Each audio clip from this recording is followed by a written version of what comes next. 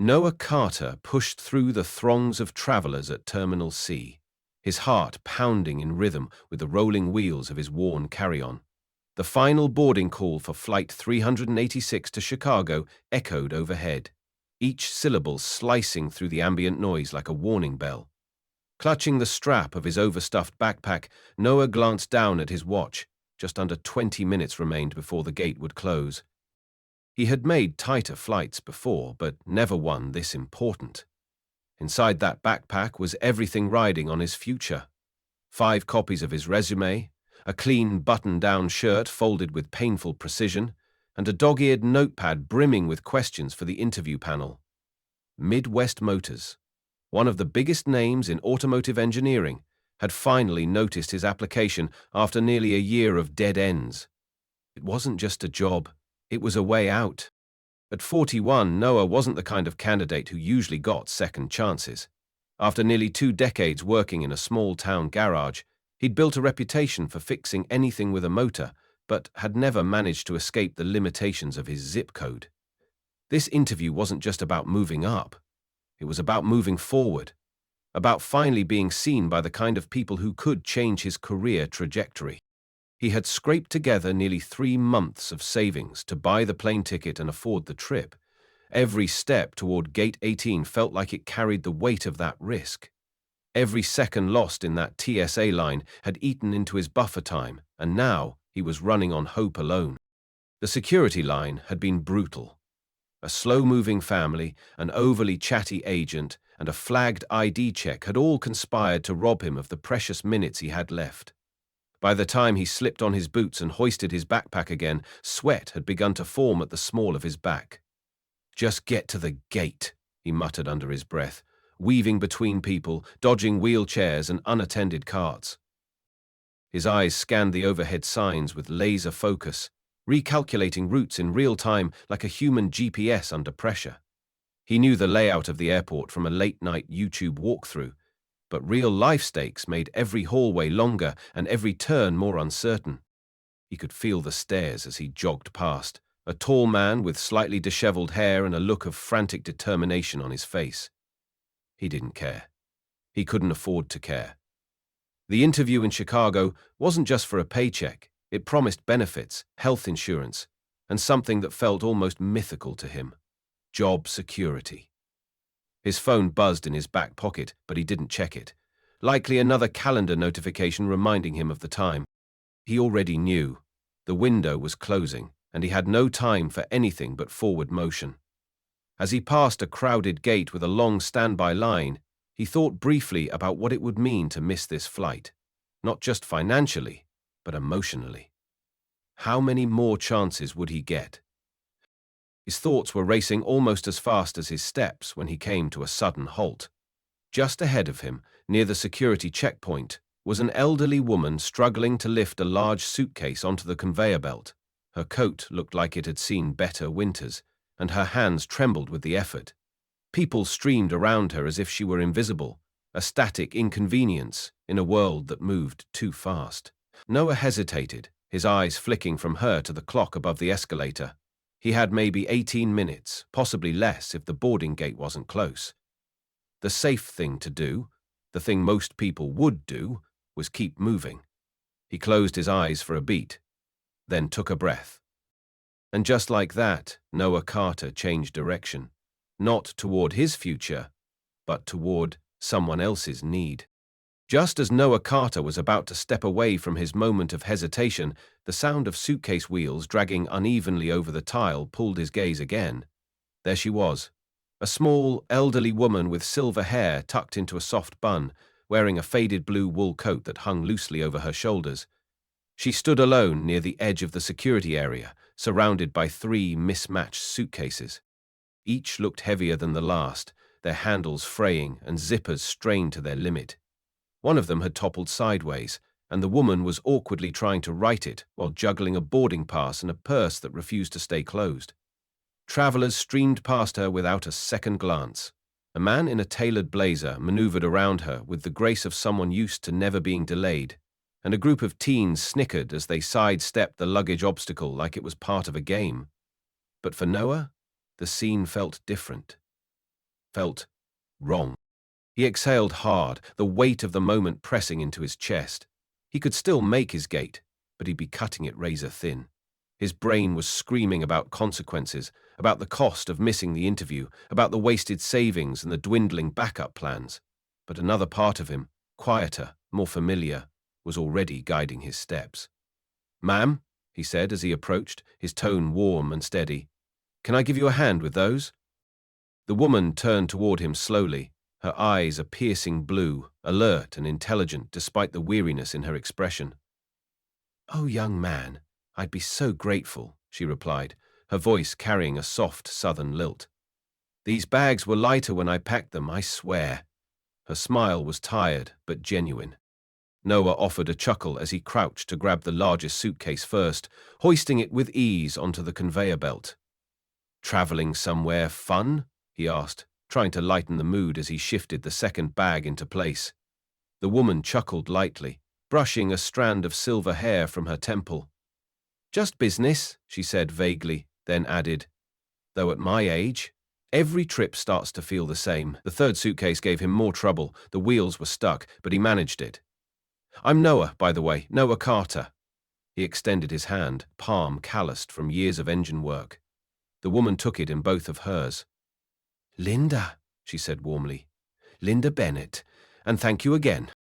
The line began to move, and Noah found himself staying beside her without consciously deciding to. She moved slowly, careful not to overstep her stride, wincing slightly as she pulled her coat tighter around her thin frame. When they reached the TSA checkpoint, Linda struggled a bit to lift her arms for the scanner, prompting Noah to quietly gather her scattered items on the other side of the belt. 847B, she said, squinting at her crumpled boarding pass. "Wherever that is." Noah's heart sank. 847B was deep in Terminal D, on the opposite end of the airport from his own gate. He checked his watch. 15 minutes left. If he left now, running, he could still make it. But as he watched Linda fumble with her purse, trying to keep her balance, the thought of leaving her behind seemed unthinkable. "I can walk you to your gate," he said, his voice firm, quiet. Linda blinked in surprise, clearly not expecting the offer. "Oh no, I couldn't possibly. I don't want to be a burden." Noah gave her a reassuring smile. "It's no trouble," he replied, hoisting two of her bags and handing her the lightest one. "My mother always said, if you've got two hands, one of them should be helping someone else." Linda tilted her head slightly, her expression softening as she nodded. "Well," she said, her voice touched by emotion, "your mother raised a good man." As they began walking, a strange calm settled over Noah, despite the ticking clock in his mind. With every slow, deliberate step, the tension of the morning began to ease. Something about Linda's presence felt grounding, like an unexpected detour that didn't feel like a mistake. As they moved through the terminal, strangers still passed without noticing them, their lives rushing forward. But for Noah, in that moment, time seemed to slow. Not because he had less of it, but because he was finally spending it on something that mattered. The walk toward Terminal D was slow, unavoidably so. Linda moved with a grace that only came from years of learning how to carry herself through the world. But her pace was deliberate, and her breath came in short, measured bursts. Noah adjusted his grip on the two heavier suitcases, staying close beside her as they navigated through the maze of walkways, escalators, and overhead signs. Every few minutes, he stole a glance at his watch. The minutes were slipping by. 12 left, then 10. He did the mental math again and again, calculating the distance to his gate, the time it would take to run, the likelihood that the boarding doors might already be closing. But every time he looked at Linda, his decision stayed the same. She never asked for his help. She even offered to carry one of the bags herself. But there was something about her presence, dignified yet vulnerable, that made him feel like he couldn't just walk away. They had just passed a busy coffee kiosk when Linda slowed to a stop, one hand reaching for the side of a column to steady herself. "I'm sorry," she said softly, her voice thinner than before. "I forgot to eat this morning and I'm feeling a little light-headed." Her cheeks were flushed, and the tremble in her fingers was more pronounced now. Noah immediately set the bags down and stepped in front of her protectively, shielding her slightly from the bustling stream of travelers passing by. "You don't need to apologize," he said, scanning the cafe menu. "How about I grab you some tea and a muffin? Something to keep you going." Linda started to protest, reaching for her purse, but Noah gently waved her off. "It's on me. Just sit down for a minute. I'll be right back." He returned moments later with a steaming cup of chamomile tea and a blueberry muffin that still smelled like it had just left the oven. "I asked for the freshest one they had," he explained as he handed them over, placing the tea down on the small table beside her. Linda's eyes filled with quiet gratitude. "You didn't have to do this," she said, carefully tearing off a piece of the muffin. "You've already gone above and beyond." Noah sat down across from her, one eye still on the departure boards overhead. Flight 386 to Chicago was now flashing its final boarding call. He took a deep breath and leaned back against the bench, the weight of reality settling in. He wasn't going to make it. But somehow, for the first time in a long while, that didn't feel like failure. Linda sipped her tea slowly, the warmth clearly doing her some good. She studied Noah in a way that felt both casual and quietly penetrating, like she was seeing something others had long overlooked. "Are you headed somewhere important?" she asked, her tone light but sincere. "Chicago," Noah replied, forcing a small smile. "Big job interview." Her expression softened immediately. "And the flight. You're missing it because of me, aren't you?" The words hung between them for a beat too long. Noah opened his mouth, then closed it again, unsure how much to say. "There'll be other flights," he finally muttered, "and other interviews." It was a lie, of course. That ticket was his shot, and his bank account couldn't handle a second try. But Linda didn't need to carry that weight. Her face fell slightly, touched with guilt, but she said nothing for a moment. Then, with great care, she placed a hand over his. Her skin was paper-thin, but her grip was surprisingly strong. "Most people," she said quietly, "wouldn't have stopped." Noah looked away, uncomfortable with the praise. "Most people aren't me," he replied, then added with a half smile, "and probably smarter for it." Linda chuckled, and the sound was soft but musical. "I don't know about that," she said, her voice warming again. "But I do know this. Kindness is rarer than you think." As they sat together, the buzz of the airport seemed to fade into the background. People came and went. Flights were announced, bags rolled past them in every direction.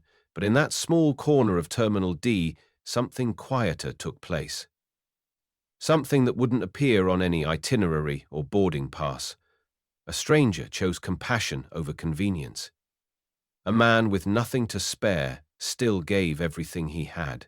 And an elderly woman with eyes that had seen decades of the world silently marked the moment in her memory, recognizing it for what it truly was, a choice few would have made, but one that changed everything. By the time Noah and Linda arrived at Gate 47B, the crowd had thinned and the area was calm. The frantic energy of boarding long since passed. A quick glance at the screen confirmed what he already suspected. His flight, the one he had poured months of savings and years of hope into, had departed. Flight 386 to Chicago. Gate closed. Noah stood still for a moment, letting the truth of it settle in his chest. It wasn't just a missed plane. It was everything that came with it. The interview, the chance at a better job, the new beginning he had dared to imagine. Still, he turned his focus back to Linda, helping her into a chair near the boarding podium and gently adjusting her coat so she wouldn't catch a chill. "Looks like you're in first class," he said with a small grin, pointing to the detail on her boarding pass. "Nice touch." Linda smiled faintly, though her eyes still searched his face as if weighing how much she had cost him. Noah did his best to conceal the blow. "You're all set," he added, standing straight and brushing off his jeans. "They'll start boarding in about 40 minutes. Linda reached out and gently touched his arm. "I never got your name," she said softly. "Noah. Noah Carter." She repeated it with intention, like she was making a promise to remember. "Thank you. Noah Carter." Her hand lingered for a moment longer, warm and steady. He gave a tired nod, unsure of what else to say, and then turned away from the gate. With each step, he felt the weight of what had just happened growing heavier. Not because he regretted helping Linda, but because he didn't know what came next. He wandered aimlessly back through the terminal, retracing his earlier path, but now with no real destination. The bustling energy of the airport didn't match the emptiness he felt. Travelers moved with purpose, dragging carry-ons and chasing connections. Meanwhile, he was suddenly unmoored. Eventually, he reached the baggage claim area and found a vacant bench near a column, away from the noise. His phone buzzed once as he pulled it from his pocket, but before he could unlock it, the screen went black, battery dead. He didn't even have the energy to curse.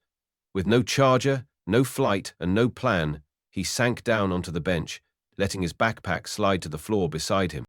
The reality of his situation hit like a slow wave. He had no money for another ticket, no backup options left. He might have to call his old boss back in Ohio, ask if the garage still needed someone to change oil and rotate tires. Pride clawed at him just thinking about it. He'd come so far, believing in something better, putting everything on the line. And now he was here, alone in an airport, with no clear way forward. He leaned back against the cold wall, pressing his head to the stone in an attempt to cool the rush of anxious thoughts. He closed his eyes, not to sleep, but just to breathe. But exhaustion had a way of claiming what it wanted. Within minutes, Noah's limbs grew heavy, and his mind drifted into a grey space between wakefulness and rest. He wasn't sure when he fell asleep exactly, only that the noise of the terminal slowly faded into silence. In his dreams, he saw flashes of Chicago, the interview room, his father's garage, and Linda's blue eyes. They flickered like images from a slide projector, disconnected but vivid. Somewhere in the haze, he imagined himself boarding a plane. Not to Chicago, but to something unfamiliar, something larger than he'd dared to plan for. When he awoke, the terminal had transformed. The light had shifted, softer now, more golden as the sun began its descent. The crowd had thinned. The departure board was brighter against the dimming backdrop of the windows. He reached instinctively for his phone again, but of course, it was still dead. A janitor pushing a trash cart eyed him curiously, no doubt wondering if he was homeless, or worse, stranded. In many ways, he was both. He ran a hand through his hair and looked down at his bag. For the first time that day, Noah felt truly lost. Not because he had taken a wrong turn, but because he had chosen the right one, and it had led him somewhere completely unknown. The low hum of rubber against pavement and the hush of automatic doors opening marked the changing rhythm of the terminal as the evening wore on. Outside, under the yellow glow of the airport's drop-off zone, a sleek black town car pulled up with a kind of quiet authority that made it stand out from the parade of taxis and rideshares. The driver, dressed in a pressed black uniform and white gloves, stepped out with the practiced precision of someone well-trained in discretion. He moved quickly to open the rear passenger door, and from within the car emerged a woman who looked nothing like the one Noah had escorted just hours before. Her silver hair, once tied in a loose, practical bun, now flowed in a sophisticated twist, gleaming in the light. Her coat had been replaced with a deep burgundy cashmere wrap, a strand of pearls resting elegantly at her collarbone. She didn't look out of place in that car. She looked like she owned it. And yet, the sharp blue eyes scanning the terminal remained unmistakably hers.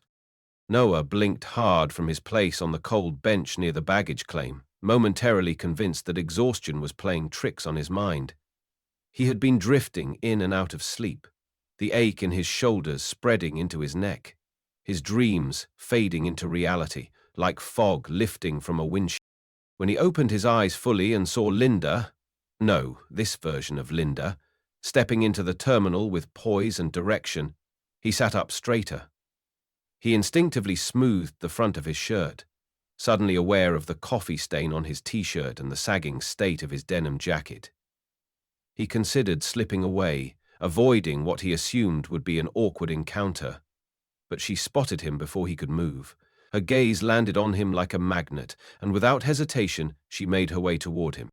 "Noah," she said, her voice the same gentle tone he remembered but now layered with something else. Command. She offered him a smile that was warm, yes, but also calm and assured, the kind of smile someone might wear when the plan was already in motion.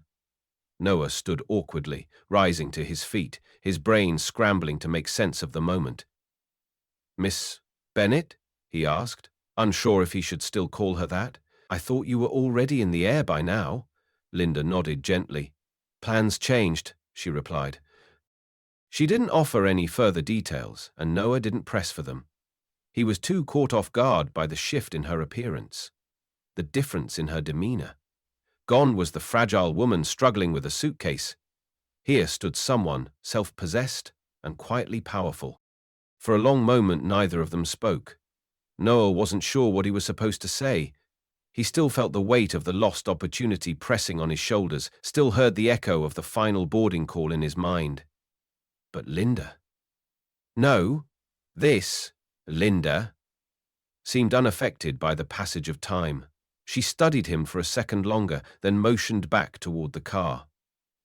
"I thought I might find you here," she said, and Noah wasn't sure if it was a guess or something more. "I'm heading to Chicago tonight," she continued, "and I'd like you to join me." The words didn't land right away. He blinked again, waiting for clarification. "Join you?" he repeated slowly, unsure if he was misunderstanding. "On your flight?" She nodded. "Yes. Consider it a small token of appreciation, for your help, for your kindness, and for not looking the other way." He stared at her, unsure what to say, unsure what any of this meant. "But he started, then stopped himself. He wasn't dressed for anything but disappointment. He had no ticket, no money, no plan. "I couldn't possibly." "You could," Linda said, gently but firmly. "And you will. Come with me, Noah. Let me return the favor." There was no sense of obligation in her voice, no guilt, just an invitation, a choice. Noah looked down at his bag, the one he had carried with such hope that morning. Then he looked at her, the woman whose suitcase he had lifted, whose tea he had bought, who now stood before him offering something he didn't yet understand. And then, slowly, he nodded. "Okay," he said softly, his voice almost lost in the cavernous terminal. "Okay." Linda smiled, then turned gracefully toward the exit. The driver was already moving to retrieve his bag. Noah took one last glance around the terminal, the bench, the blinking signs, the missed flight, and followed her out the door, stepping into a story that had only just begun. The cool night air rushed past Noah's face as he stepped out of the terminal and followed Linda toward the waiting town car. The contrast between his worn-out sneakers scuffing the curb and the polished black leather shoes of the driver, who respectfully took his duffel bag without a word, couldn't have been starker. Noah hesitated for a moment as the rear door was held open for him. He glanced at Linda, half expecting her to change her mind, to tell him this had all been a mistake. But she simply gave him a gentle nod, her eyes calm, unwavering.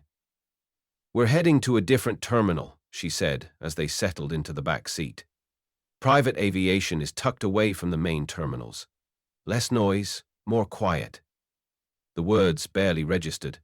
Noah was still trying to comprehend what was happening. He had gone from sitting on a cold bench with a dead phone and no flight to now gliding through restricted airport roads in a luxury vehicle beside a woman who carried herself like royalty. As they drove, Noah's hands fidgeted with the fraying strap of his bag. "Miss Bennett, I don't really know what to say," he finally murmured. "I'm not sure I belong in whatever this is." Linda turned her head toward him, her expression kind but firm. "Noah," she said with a soft smile, "the plane doesn't care what you are wearing. Neither do I." He offered a sheepish smile in return, though his nerves still buzzed beneath the surface. They passed through a gated checkpoint and continued down a quiet runway where hangars lined the edge of the tarmac. There, gleaming under rows of floodlights, sat a sleek white jet with a silver bird logo on its tail and stairs already extended. Noah had never seen a private aircraft up close before. The polished finish reflected everything around it. The car's headlights, the stars overhead, even the quiet awe on his face. The driver exited first, retrieving their bags and placing them at the bottom of the stairs with care. Linda ascended without hesitation, her posture tall and graceful. Noah followed her slowly, each step up the stairs feeling like it carried a different kind of weight, of disbelief, of caution, of something quietly thrilling. Inside, the jet was unlike anything he had imagined. Cream-colored leather seats arranged in pairs, rich wood trim along the edges, ambient lighting that made everything glow soft and golden. It didn't feel like a mode of transport. It felt like a high-rise apartment floating in the sky. A flight attendant greeted them with a warm smile, calling Linda by name. "Everything is ready, Miss Bennett." "Thank you, Rebecca," Linda replied, then gestured to Noah. "This is Mr. Carter. He'll be joining us tonight." Noah gave a small, awkward wave. Just Noah is fine." Rebecca smiled again. "Welcome aboard, Noah." He settled cautiously into one of the plush seats, not sure how to sit without feeling like an intruder. The leather was buttery soft beneath his fingers, and the seat molded to his frame with surprising comfort. Linda took the seat across from him and crossed her legs, relaxing as though she had done this 1,000 times before. "Would you care for something to drink before takeoff?" Rebecca asked. Noah looked over at Linda, who requested champagne.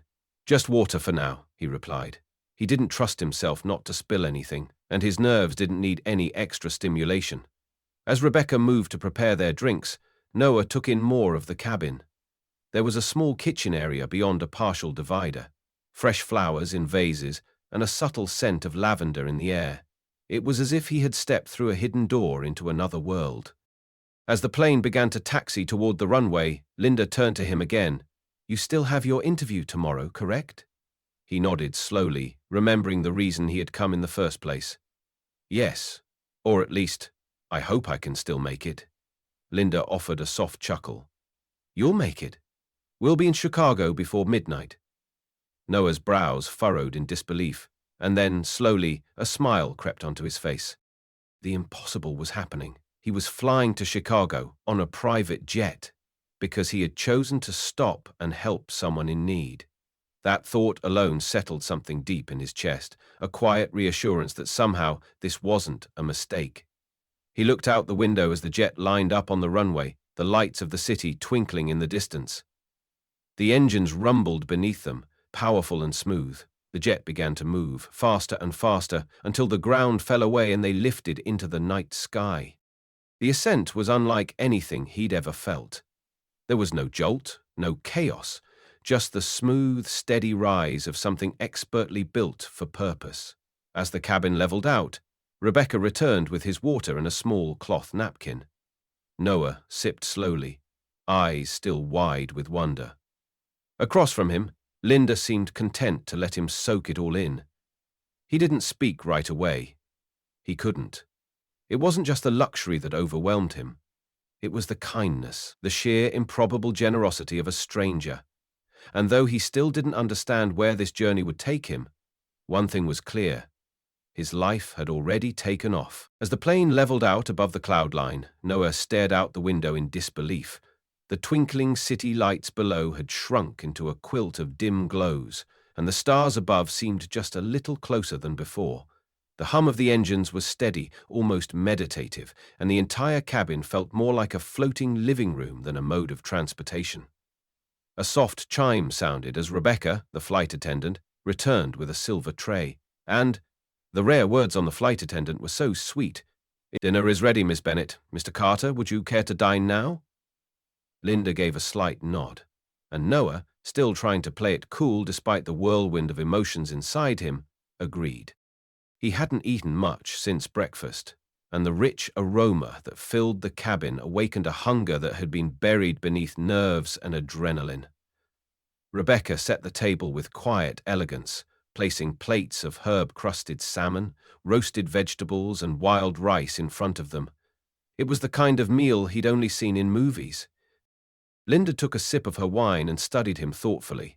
"So," she said, her tone casual but curious, "tell me about you, Noah Carter. What line of work are you in?" Noah chewed slowly, thinking. There was something disarming about her, not in a way that demanded answers, but in a way that made him want to offer them. "I'm a mechanic," he said finally. "Been working in a small garage in Raven Hollow, Ohio, pretty much since I was old enough to hold a wrench." My dad owned the place before he passed, taught me everything I know. Linda nodded gently. Engine work? Yup, he said. Mostly cars and trucks. I've rebuilt more transmissions than I can count, and I can usually diagnose a bad timing belt by ear. But this interview in Chicago, it's for something bigger. Midwest Motors. They make engine systems for military-grade vehicles and industrial equipment. It'd be a serious step up. Better pay, benefits, maybe even health insurance that doesn't come with $1,000 deductible. He paused, then chuckled to himself. Funny how your dreams change over time. When I was younger, I thought I'd open my own shop, maybe turn it into a chain. But after scraping by for so long, stability sounds like luxury. Linda leaned back, her eyes never leaving his face. There's nothing small about wanting security, she said, especially when you've had to fight for every dollar. And what is it about engines that's kept your interest all these years? Noah took a moment to think before answering. Engines, they speak a language. Once you understand it, you can feel when something's off. It's like music. One knock, one grind, one missed beat tells you exactly what's wrong. And fixing it, bringing it back to life, it feels like giving someone a second chance. His voice carried an almost reverent tone as he spoke, and for a brief moment he forgot he was sitting on a private jet. Forgot about the job he missed, and simply talked about what he loved. Lyndon smiled, resting her chin on one hand. You talk about machines the way some people talk about art, she said. That kind of passion isn't something you can fake. Noah shrugged, a little embarrassed now. I like working with my hands, always have. My dad used to say you can't lie to a machine, it either works or it doesn't. It keeps you honest. That stuck with me. He glanced down at his plate, his voice softening. I guess I've just always wanted to build something that lasted. Not just machines. A life. A home. Something solid. Linda's smile deepened, her expression touched by something unspoken. There's a quiet strength in knowing what you want, she said. Most people spend decades trying to figure that out, but you already know. The rest of the meal passed in easy conversation, with Linda asking thoughtful questions and Noah responding with a kind of openness he hadn't expected of himself. There was no pretense, no need to impress. He didn't feel like a charity case, and she didn't treat him like one. They were simply two people, sharing stories at 30,000 feet.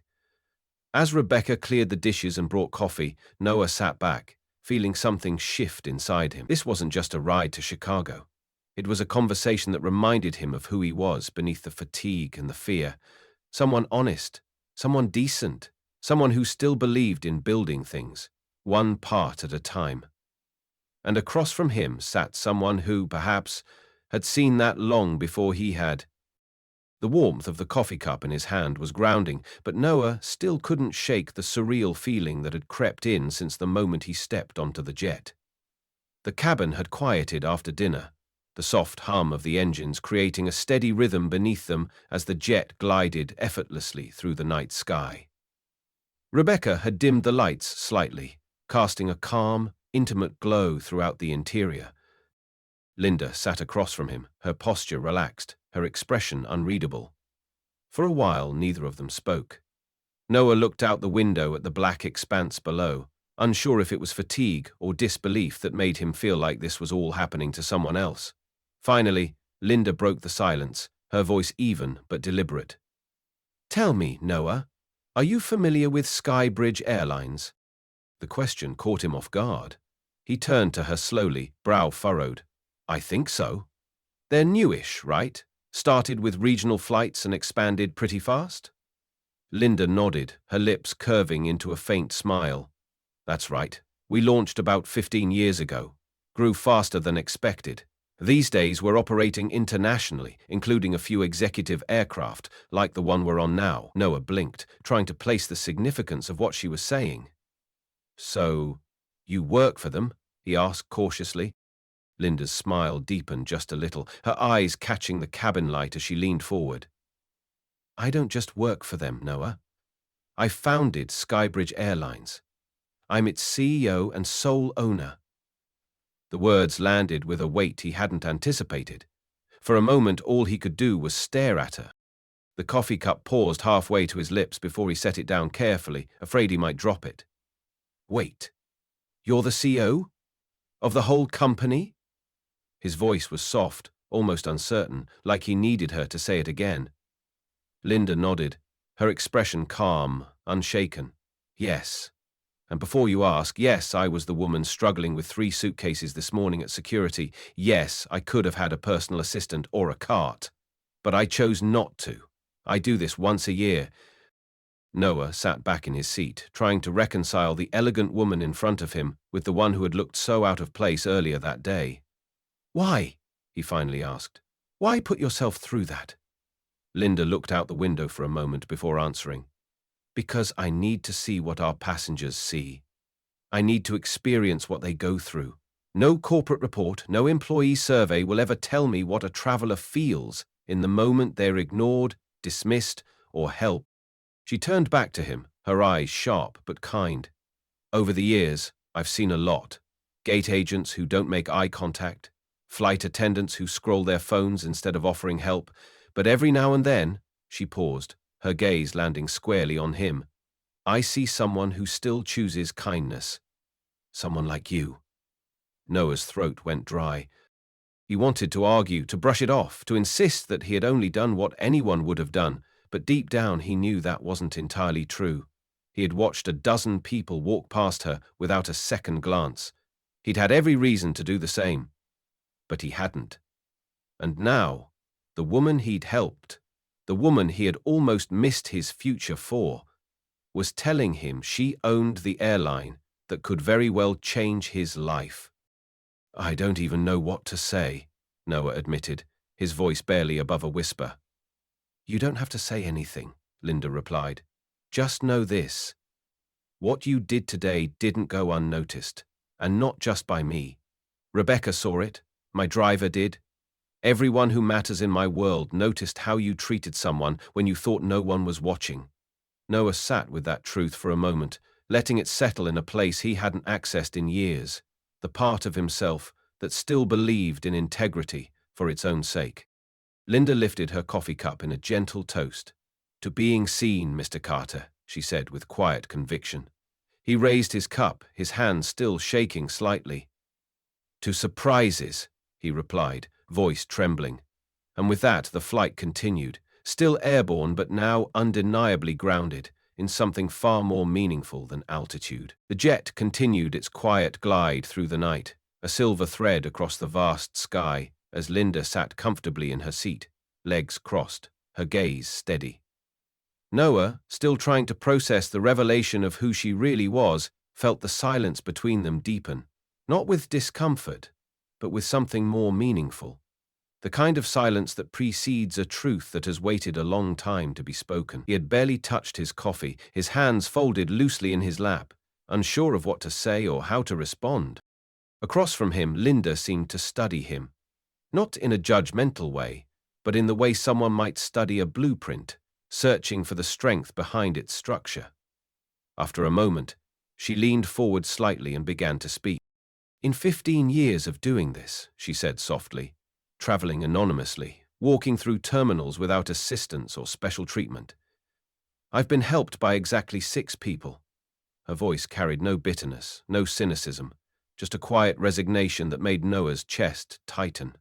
6, she repeated, holding up the fingers of one hand and adding a thumb.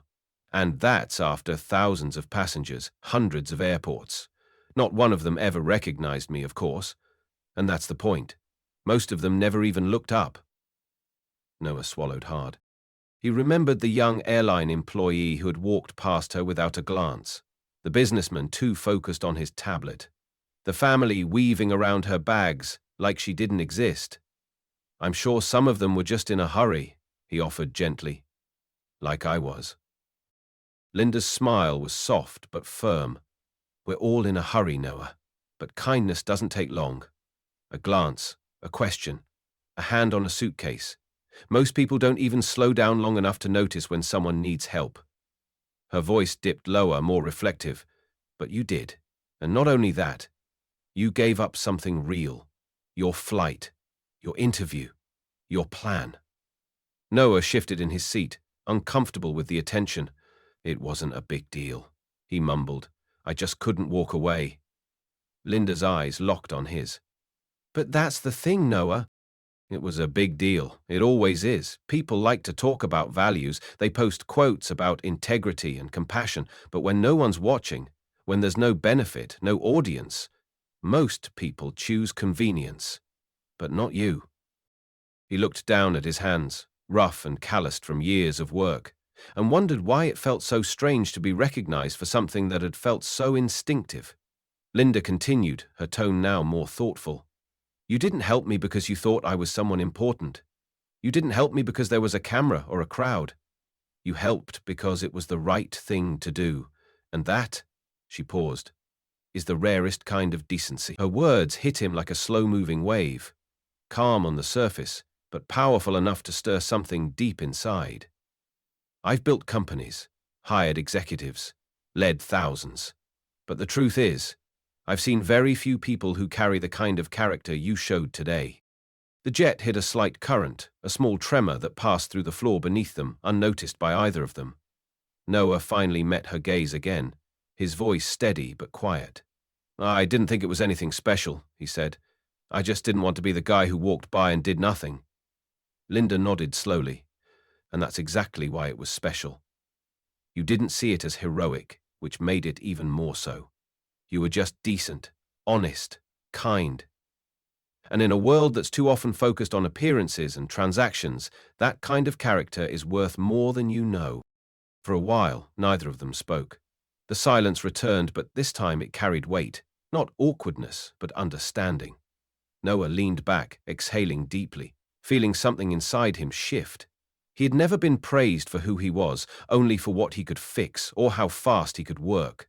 But now, here he was, being seen not for the grease under his nails or the years on his resume, but for a decision made in a moment when no one was watching, and for the first time in a long time. Noah Carter felt like he hadn't just done something good. He had done something right. The cabin lights dimmed even further as the jet continued its smooth journey through the clouds, the skyline of Chicago still miles away. Noah sat in silence, the weight of Linda's words still settling into the quiet spaces of his mind. He had never expected a simple act of kindness to lead him here, on a private jet, sipping coffee across from a woman who owned an entire airline. And yet, something about this moment felt more real than anything that had happened all day. Linda adjusted the folds of her burgundy wrap and leaned slightly forward, her voice gentle but unmistakably purposeful. Noah, there's something I'd like to share with you. Something beyond this flight, beyond today. She paused, giving him a moment to prepare himself, though he wasn't sure how. For the past 3 years, she began, I've been working on a global initiative that goes beyond commercial success. It's called the Skybridge Global Training Project. The idea is simple but powerful.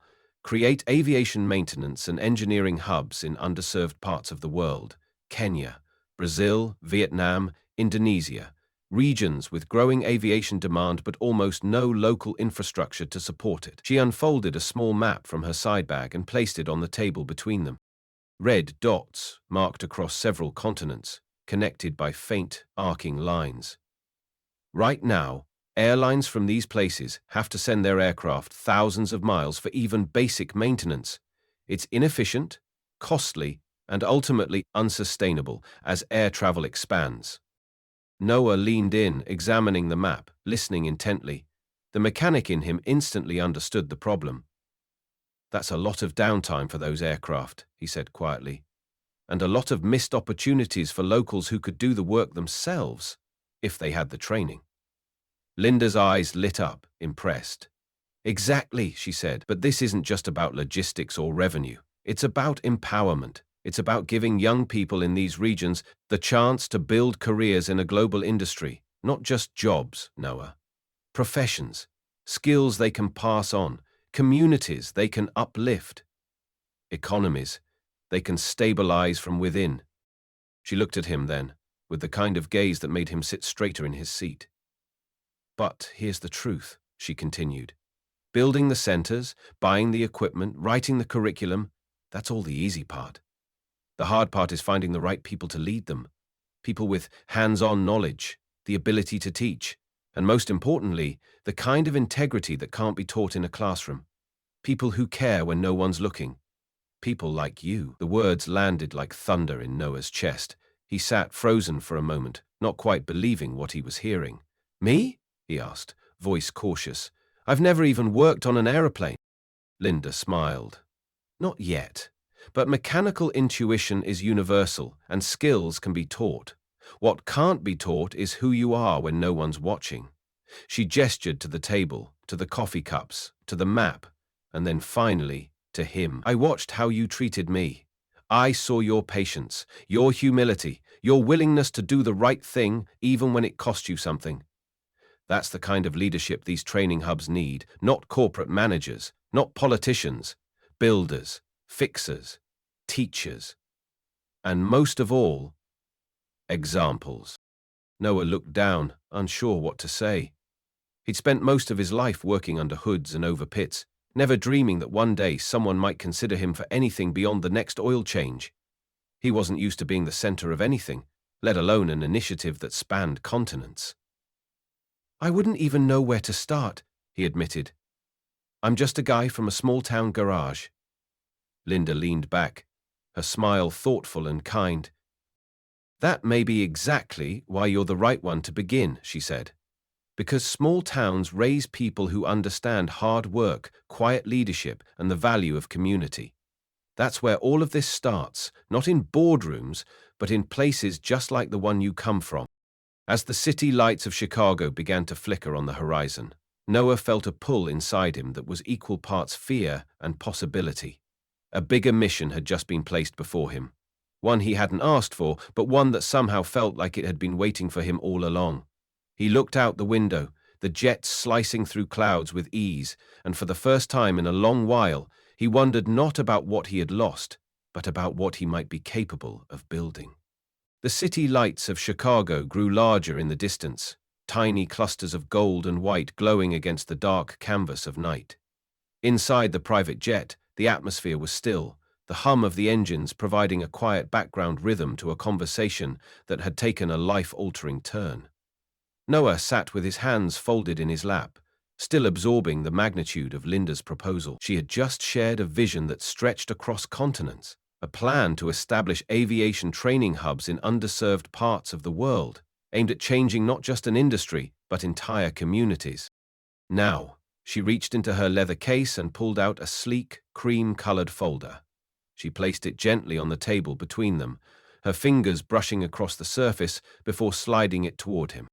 This, she said, her voice calm but deliberate, is a contract, a formal offer. If you choose to accept it, you'd begin a 6-month training residency at our facility in Seattle. From there, you'd lead the launch of our first international training center, most likely in Nairobi. The role is titled Technical Director of Global Training. It includes housing, full relocation support, and a team of engineers and educators to back you up. Noah didn't move. He stared at the folder like it might disappear if he blinked too quickly.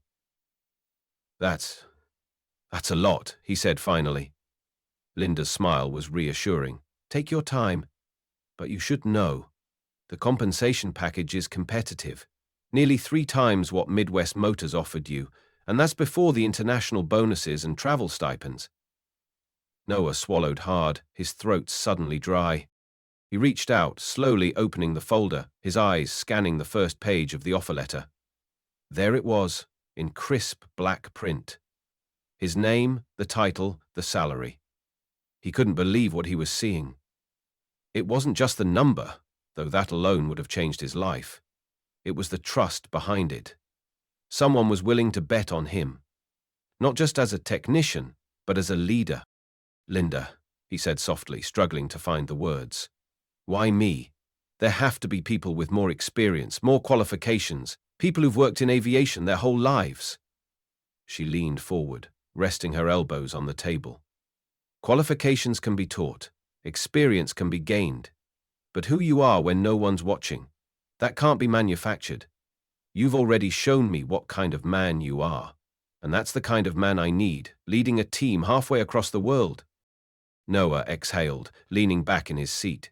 His mind was racing. Images of home, of the garage where he'd spent most of his adult life, of the missed flight and the dreams he'd quietly shelved over the years. Everything about this offer felt like a movie script. It was too generous, too surreal, too perfectly timed. But beneath the disbelief, something deeper stirred.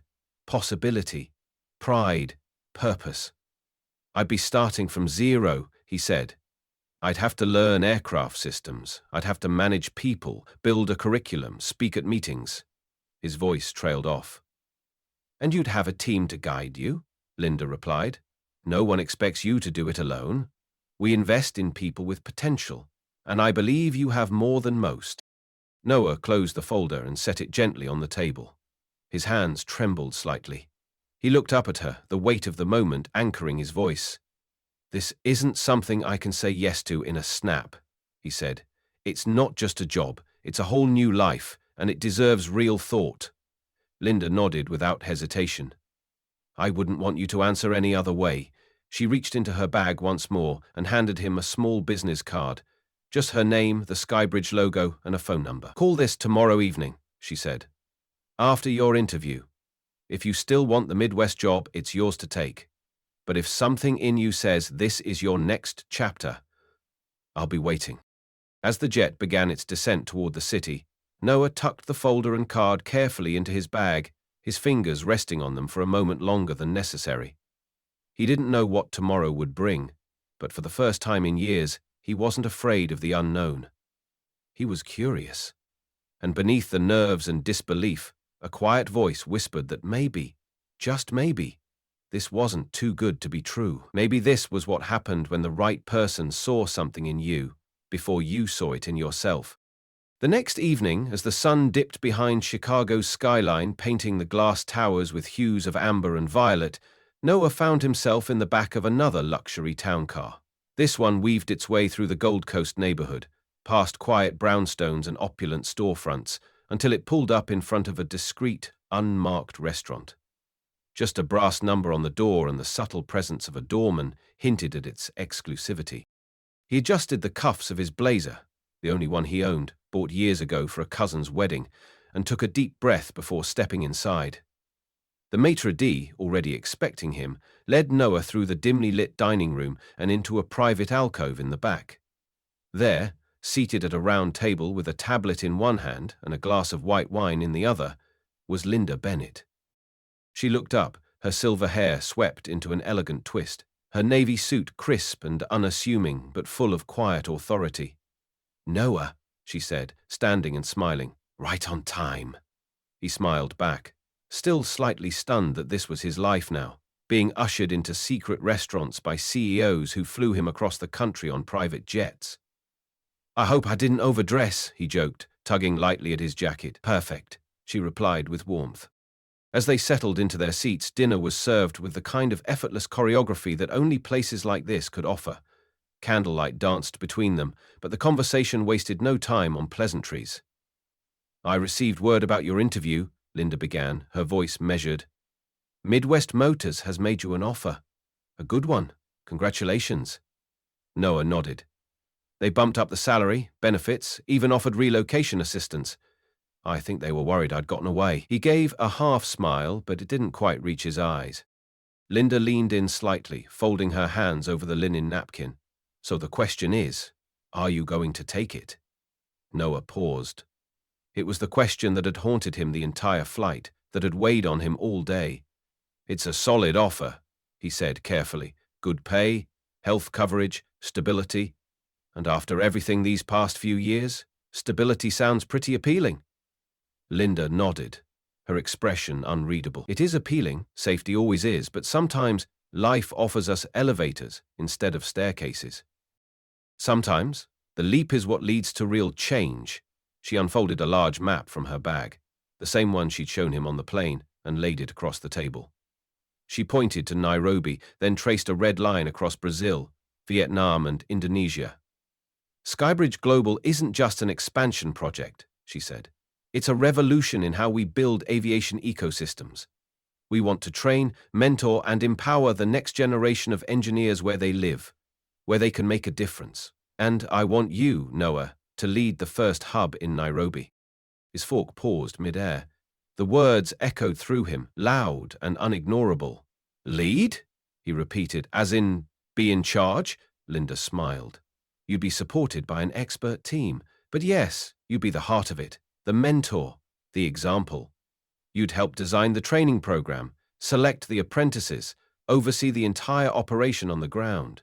We'll fly you to Seattle for 6 months of intensive training with our top engineers.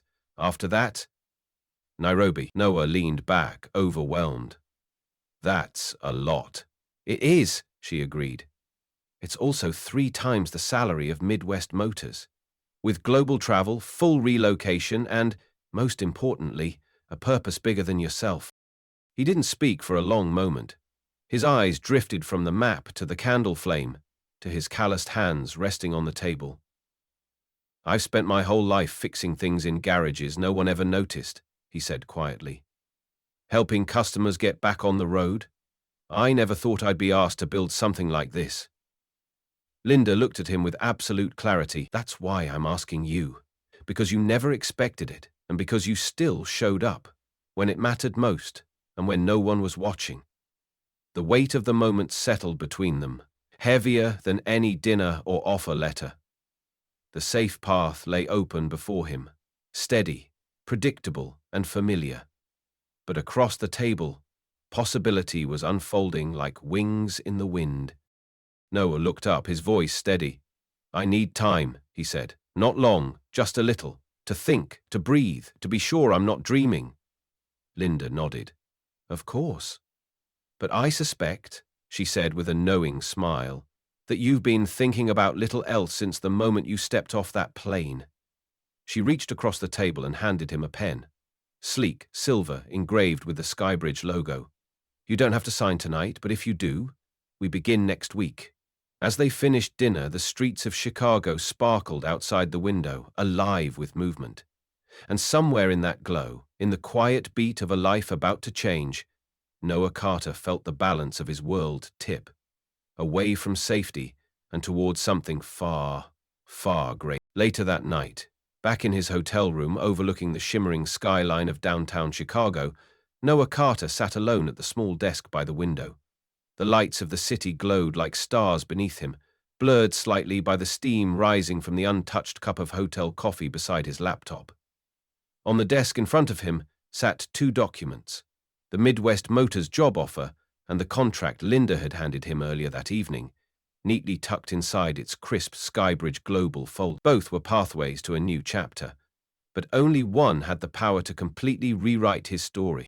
He leaned back in the creaking chair, hands behind his head, and stared out into the dark. The hum of city life buzzed far below, but his thoughts traveled miles away, to the small-town garage he'd worked in for nearly 2 decades. Oil-stained floors, a rattling space heater, the scent of motor grease and burnt coffee filters. It was home once, but now it felt like a place he had long outgrown. Noah had always been the kind of man who took the safe road, the stable job, the manageable risk. When his friends left town for college or chased dreams in bigger cities, he stayed behind, fixing engines, helping neighbors, trying not to want more than he believed he deserved. But deep inside, he had always known there was something unfinished in him. A hunger not just to build, but to build something that mattered, and yet, that part of him had grown quieter over time, buried beneath bills and routine and the comfortable rhythm of small-town life. Until yesterday. Until a woman, named Linda, struggling with her luggage in the middle of an airport, had unknowingly dropped a key into his lap. One that could open a door he didn't even know existed. He looked down at the Skybridge contract again. A leadership role in Nairobi. 6 months of training in Seattle. Worldwide travel, a salary that would change not just his life, but what he could offer to those he loved. But it wasn't the money that made his hands tremble. It was the responsibility, the belief someone else had in him. Linda saw something more than a mechanic.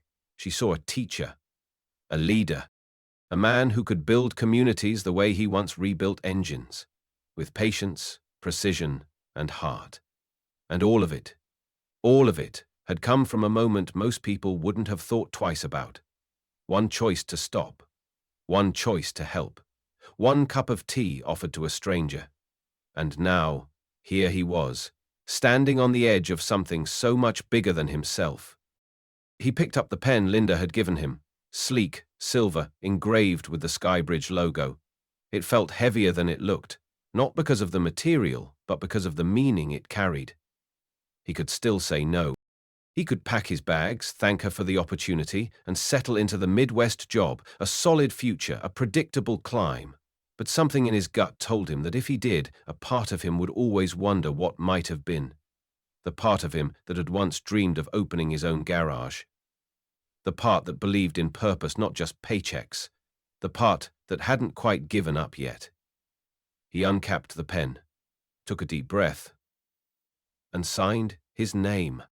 The moment the ink touched the paper, something shifted inside him, not in a loud, cinematic way, but in a quiet, grounding way, like a gear finally clicking into place. He sat there for a long time afterward, staring at his signature, the soft city light pooling around him. He wasn't sure what would happen next. He didn't know what Nairobi would feel like, or how he'd manage a team of apprentices from a completely different culture. But for the first time in a long time, uncertainty didn't feel like fear. It felt like freedom. And beneath that freedom, a sense of deep, unshakable peace.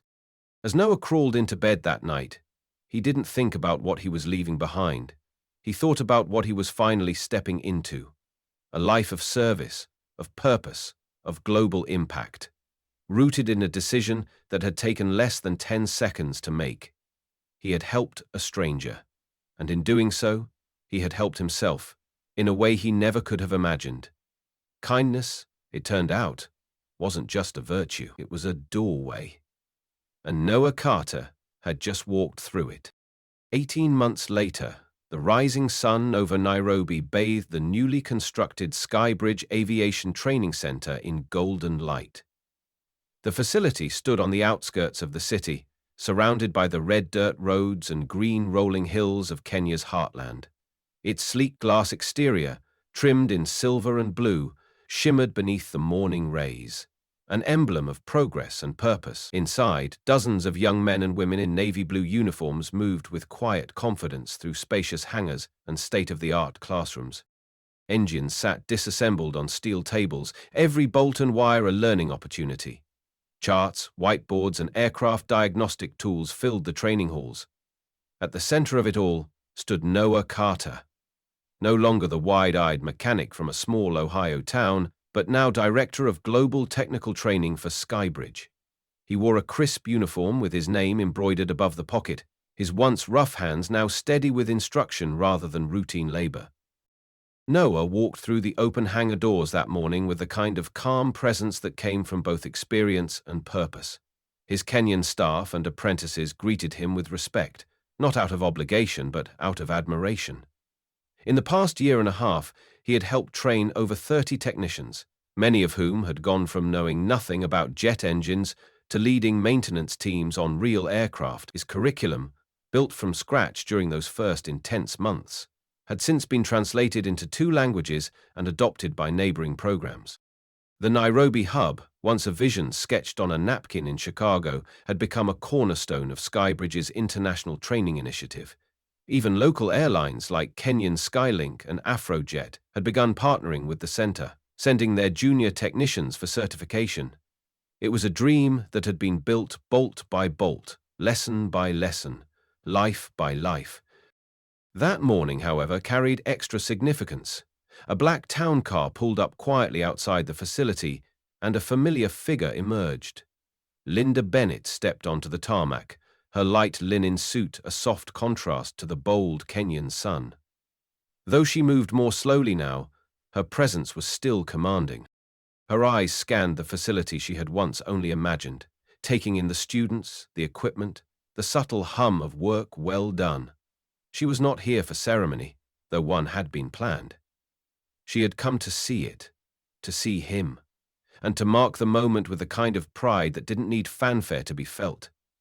As she entered the main training hangar, Noah turned and offered her the warmest smile she had seen in months. They embraced briefly, neither saying anything at first. Words weren't necessary. After a short tour of the updated dormitories, simulation bays, and classrooms, they made their way to the upper-level observation deck.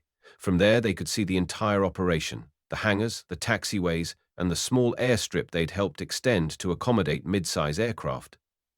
Linda leaned against the glass railing, her eyes shining. "You've done more than we imagined," she said. "More than I hoped." Noah chuckled lightly. "I just helped build the engine," he replied. "It's the team that keeps it running." But she wasn't finished. "You built more than that," she said. "You built confidence in a new generation. You gave them skills no one can take away. You turned a forgotten patch of land into a gateway for possibility." That afternoon, a small ceremony was held inside the main atrium. Government officials, airline executives, local families, and Skybridge partners from across the continent had gathered to mark the milestone. Noah stood beside Linda as the first group of graduates received their international certifications, and when his name was called to address the room, he spoke not as a guest, but as a founder. "I came here knowing engines," he said, "but I stayed because I saw how much more there was to build, not just machines, but futures." His words were met with applause, but what struck him most was the pride in the eyes of the students, many of whom had never imagined a life in aviation was possible. As the crowd thinned and the sun began to dip once again behind the hills, Linda and Noah shared one final moment by the airfield. A transport aircraft rumbled in the distance, its wheels touching down with practiced ease on the new tarmac. "You look like you belong here," she said softly. Noah looked out over the training center, its windows now glowing orange in the fading light. "Most days, I feel like I do," he replied. "Still can't believe how much has changed." Linda smiled, her expression filled with quiet joy. "Believe it, and get ready," she added, handing him a thin folder marked Sao Paulo, "because we're just getting started." Noah took the folder, the weight of it familiar and thrilling. As the wind rolled across the airfield, lifting dust and dreams alike, he knew this wasn't the end of the story. It was only the next chapter in a life that had been transformed by one small act of kindness, and the extraordinary journey that followed. The late afternoon sun painted the Nairobi sky in hues of tangerine and lavender, casting long shadows across the tarmac of the Skybridge Aviation Training Center. A gentle breeze stirred the flags outside the building, one bearing the Skybridge emblem and another marked with the Kenyan national colors. Inside the main hangar, a crowd had gathered. Graduates in pressed uniforms, instructors, local dignitaries and executives from partnering Airline. But front and center stood two figures who had quietly shaped the soul of the place. Linda Bennett, the founder of Skybridge Airlines, and Noah Carter, the man whose life had been irrevocably changed by a missed flight and a moment of compassion. Together, they stood before a velvet curtain hiding a brass dedication plaque, one that would mark the center's legacy for decades to come. As the final notes of a local school choir faded, Linda turned to Noah with a small nod. He stepped forward, fingers brushing the rope that would reveal the plaque. He paused, looking out at the crowd, at the students whose lives had been transformed, at the colleagues who had become family. "Before I pull this," he said, his voice steady and clear, "I want to thank all of you, not just for believing in this program, but for believing in the idea that kindness is not weakness, it's courage. And sometimes it's the beginning of everything." With that, he tugged the rope, and the curtain dropped. A round of applause rose as the plaque was revealed, its engraved letters gleaming in the light. Skybridge Aviation Center, where kindness creates opportunity. The words struck a chord in every corner of the hangar. Linda had insisted on the phrase herself, against the advice of multiple marketing consultants who had lobbied for something more corporate. But she had known what this place represented. And more importantly, she knew what and who had sparked its existence. After the applause died down, Linda reached into her handbag and produced a small velvet box. She turned to Noah and opened it, revealing a silver suitcase keychain, polished and simple, about the size of a thumb. It's not much, she said, placing it gently in his hand.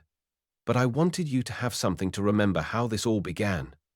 Noah turned it over in his fingers. It was solid, beautifully made, and unmistakably symbolic. A tiny version of the very suitcase he had lifted onto a conveyor belt for a stranger so long ago, when he was just a mechanic trying to make it to a job interview. His voice caught in his throat, but he managed to speak. I still think about that moment, he said, all the time. I almost walked past you. I was late. I was scared, but something told me to stop. And now... He glanced around the facility, at the walls they'd built, the lives they'd touched. Now everything's different, because of a 5-minute decision.